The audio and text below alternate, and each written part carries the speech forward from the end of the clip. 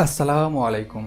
আমাদের সমাজে কোনো বিপদ আপদ বা বালা মুসিবত থেকে পরিত্রাণ লাভ, রোগ ব্যাধি থেকে আরোগ্য লাভ, মৃত্যু পথযাত্রী ব্যক্তির সহজে যান কবজ, মৃত ব্যক্তির গুর আজাব মাফ ইত্যাদি উদ্দেশ্যে হাফেজ, ইমাম ও মৌলবীদেরকে টাকার মাধ্যমে অথবা সাধারণ লোকজন জমায়েত করে তসবিদানা, ডিজিটাল কাউন্টার মেশিন, তেঁতুলের বিচি ইত্যাদি দ্বারা ৭০,০০০ বার অথবা ১৬ লক্ষ বার খতমে ইউনুস বা দোয়া ইউনুসের খতম করার প্রচলন রয়েছে। আজকের ভিডিওতে আমরা দোয়া ইউনুসের পরিচয়, উপকারিতা এবং কখন কিভাবে কতবার তা পাঠ করতে হয় এবং সেই সাথে খতমে ইউনুসের নামে সমাজে প্রচলিত বিদাত সম্পর্কে কুরআন ও সুন্নাহর আলোকে দলিল প্রমাণ তুলে ধরবো ইনশাআল্লাহ। সুতরাং অনুরোধ করব সম্পূর্ণ ভিডিওটি দেখুন, আশা করি উপকৃত হবেন। দোয়া ইউনুসের পরিচয় এবং তার উপকারিতা। সম্মানিত নবী ইউনুস আলাইহিসসালাম মাছের পেটে বন্দী অবস্থায় বিপদে পড়ে যে দোয়া পাঠ করার কারণে মান আল্লাহ তাকে মহা বিপদ থেকে উদ্ধার করেছিলেন তাকে দোয়া ইউনুস বলা হয়। দোয়াটি হলো লা ইলাহা ইল্লা আনতা সুবহানাকা ইন্নী কুনতু মিনাজ জালিমিন, অর্থাৎ তুমি ব্যতীত সত্য কোনো উপাস্য নেই, তুমি পুত পবিত্র, নিশ্চয় আমি জালিমদের অন্তর্ভুক্ত। এ প্রসঙ্গে মহান আল্লাহ পবিত্র কুরআনুল কারিমে বলেন, এবং মাছওয়ালার কথা স্মরণ করুন, তিনি ক্রুদ্ধ হয়ে চলে গিয়েছিলেন, অতঃপর মনে করেছিলেন যে আমি তাকে ধৃত করতে পারবো না। অতঃপর তিনি অন্ধকারের মধ্যে একথা বলে আহ্বান করলেন, তুমি ব্যতীত সত্য কোনো উপাস্য নেই, তুমি পুত পবিত্র, নিশ্চয়ই আমি জালিমদের অন্তর্ভুক্ত। অতঃপর আমি তার আহ্বানে সাড়া দিলাম এবং তাকে দুশ্চিন্তা থেকে মুক্তি দিলাম। আমি এমনইভাবে বিশ্বাসীদেরকে মুক্তি দিয়ে থাকি। সূরা আম্বিয়া আয়াত ৮৭।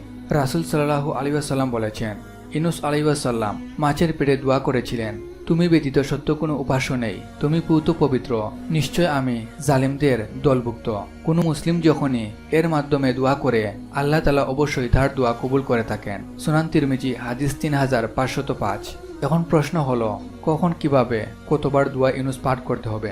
যে কোনো বালা মুসিবত, বিপদ আপদ, দুশ্চিন্তা ইত্যাদি থেকে মুক্তির উদ্দেশ্যে দোয়া ইউনুস পাঠ করা অত্যন্ত কার্যকর আমল। এর জন্য নির্দিষ্ট কোনো সংখ্যা নেই।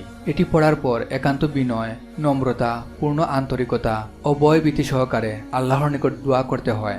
আমির সানানি বলেন, যদি বলা হয় এটা তো একটা জিকির, দোয়া নয়, আমরা বলবো এটি এমন একটি জিকির যা দ্বারা দোয়া শুরু করা হয়। এটা পড়ার পর যা ইচ্ছা দোয়া করবে। আত-তানবীর অধ্যায় ৬ পৃষ্ঠা ৯৮। এভাবে প্রথমে দোয়া ইউনুস পাঠ করার পর দোয়া করলে আশা করা যায় মহান দয়ালু আল্লাহ তাআলা দোয়া কবুল করবেন।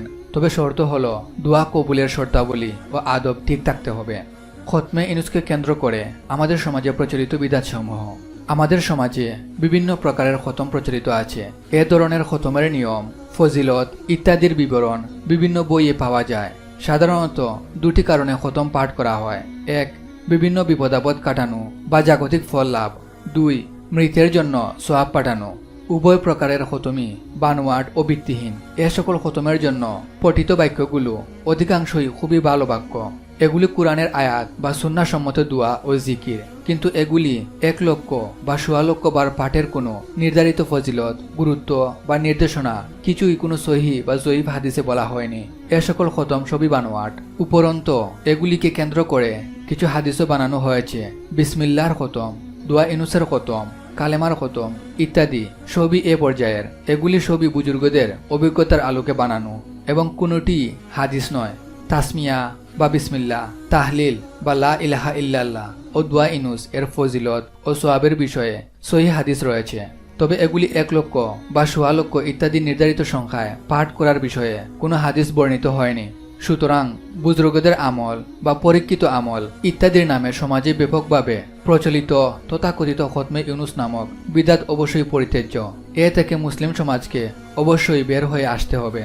কেননা প্রকৃতপক্ষে নিকৃষ্টতম কাজ হলো দিনের মধ্যে নতুন সৃষ্টি করা, শরীয়তের দৃষ্টিতে যার পরিণাম অত্যন্ত ভয়াবহ। যেমন হাদিসে এসেছে, জাবের রাদিয়াল্লাহু আনহু থেকে বর্ণিত, রাসূল সাল্লাল্লাহু আলাইহি ওয়াসাল্লাম হামদ ও সালাদের পর বলতেন, নিশ্চয় সর্বশ্রেষ্ঠ বাণী হলো আল্লাহর কিতাব এবং সর্বশ্রেষ্ঠ হেদায়েত হলো মুহাম্মদের হিদায়েত, আর নিকৃষ্টতম কাজ হলো দিনের মধ্যে নতুন সৃষ্টি এবং প্রত্যেক নতুন সৃষ্টি হলো ভ্রষ্টতা। মিশকাত হাদিস ১৪১। অন্য বর্ণনায় এসেছে, প্রত্যেক ভ্রষ্টতার পরিণাম জাহান্নাম। সুনান নাসাই হাদিস ১৫৭৮। মহান আল্লাহ আমাদেরকে সব ধরনের বিদাত ও গুমরাহি থেকে হেফাজত দান করুন। সেই সাথে দিনের সঠিক জ্ঞান ও বুঝ এবং সে অনুযায়ী আমল করার তৌফিক দান করুন। আমিন। সো আজকের মতো এ পর্যন্তই। ভিডিওটি ভালো লাগলে অবশ্যই লাইক করবেন এবং শেয়ার করে অন্যকে দেখার সুযোগ করে দিবেন, কারণ হতে পারে এটা আপনার দাওয়াতি কাজের একটা মাধ্যম। কেননা রাসূল সাল্লাল্লাহু আলাইহি ওয়াসাল্লাম বলেছেন, যে ব্যক্তি মানুষকে হিদায়াতের দিকে ডাকে তার জন্য ঠিক ওই পরিমাণ সওয়াব রয়েছে যে পরিমাণ পাবে তাকে অনুসরণকারীরা। সহিহ মুসলিম হাদিস 2674। আর পরবর্তী ভিডিও পেতে অবশ্যই চ্যানেলটি সাবস্ক্রাইব করবেন। আর উক্ত বিষয়ে কোনো জিজ্ঞাসা থাকলে অবশ্যই কমেন্ট করে জানাবেন। কথা হবে পরবর্তী ভিডিওতে ইনশাআল্লাহ।